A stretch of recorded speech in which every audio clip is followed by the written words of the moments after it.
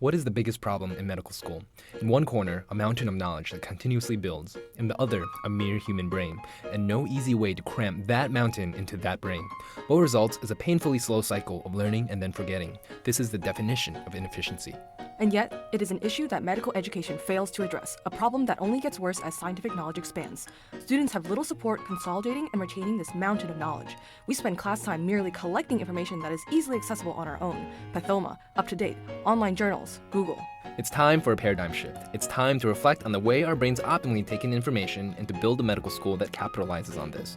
Our team has developed a flexible method of instruction that refocuses class time on what we're ultimately after: long-term retention and consolidation. Enter the memory palace, a technique devised in ancient Greece for rhetorical treatises and used today in the professional arena of memory competitions.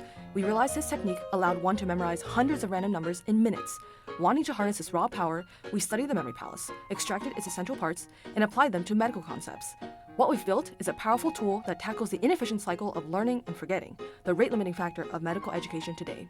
We've tested its power empirically with hundreds of medical concepts, and the results have been staggering: long-term retention, comprehension, and detail. When you learn just as much but in a fraction of the time, you can spend more time on research, more time with clinicians, and more time with patients. You achieve more with your precious education, and your patients get more out of your care. Welcome to the future of medical education.